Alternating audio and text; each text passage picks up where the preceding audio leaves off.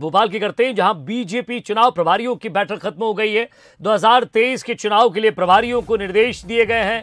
विधानसभा और बूथों पर सभी को पकड़ बनाने के निर्देश दिए गए हैं। प्रदेश प्रभारी मुरलीधर राव, वीडी शर्मा, हितानंद शर्मा ने बैठक ली है। तो आज एक बड़ी बैठक रखी गई है और इस बैठक में 2023 के विधानसभा चुनाव के लिए प्रभारियों को निर्देश दिए गए हैं। जो जिस संगठन का प्रभारी है उस संगठन को जिम्मेदारी दी गई है। विधानसभा में बूथों पर, यानी कि बीजेपी जिस तरह से चुनाव लड़ती आई है, बूथ जीता तो सब कुछ जीता, और बूथों पर फिर से एक बार पकड़ बनाने के निर्देश दिए गए हैं। प्रदेश प्रभारी मुरलीधर राव, प्रदेश अध्यक्ष वीडी शर्मा, हितानंद शर्मा ने यह बैठक ली है।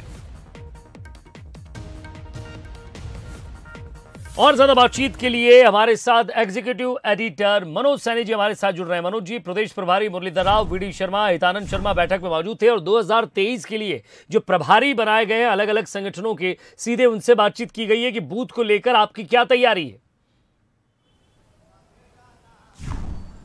बिल्कुल विजय, देखिए दीपावली का पर्व है और कल से धनतेरस भी हो जाएगी, लेकिन इस बीच में भी भारतीय जनता पार्टी के लिए सबसे बड़ा पर्व यही है कि 2023 का चुनाव हम कैसे जीते, 2024 की तरफ हम कैसे बढ़े, क्योंकि 23 के साथ ही 24 की तैयारियां भी दिखाई दे रही। एक तरफ प्रधानमंत्री नरेंद्र मोदी केदारनाथ पहुंच रहे हैं महाकाल के बाद, और उसके बाद आज भारतीय जनता पार्टी की यहाँ बैठक थी। कल भी सोशल मीडिया के साथ बैठक हुई। सोशल प्लेटफॉर्म पर कैसे करीब 1.5 लाख बूथों तक पहुंचने की बात कही गई, 65,000 से ज्यादा बूथों तक पहुंचने की बात कही गई, जिसमें 1.5 लाख से ज्यादा कार्यकर्ता काम करेंगे। ये डिजिटल की बात है, लेकिन आज जो बैठक हुई है वो सभी चुनाव के जो प्रभारी है उनके साथ बैठक हुई, और बैठक में साफ तौर पर कहा गया है कि एक एक विधानसभा, खासकर ऐसी विधानसभा जिन सीटों पर, जिन 100 सीटों पर हार मिलती रही है या बहुत कम मार्जिन के साथ हार जीत होती रही है, तो उन पर ध्यान देने की बात कही गई। लेकिन एक एक विधानसभा पर कैसे काम किया जाए, कहाँ कौन सी कमजोरियां हैं उनको और कैसे बेहतर किया जाए, सरकार की योजनाएं वहां कितनी पहुंच पा रही है, और वहां के जो भी लोग हैं, चाहे वो विधायक है, अन्य जनप्रतिनिधि है,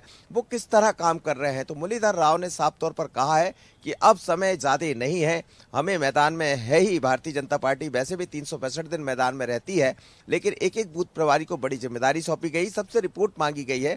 अगली रिपोर्ट आने के बाद फिर उसकी आगे की कार्रवाई तय की जाएगी। लेकिन भारतीय जनता पार्टी पूरी तरह चुनावी मोड पर नजर आ रही है।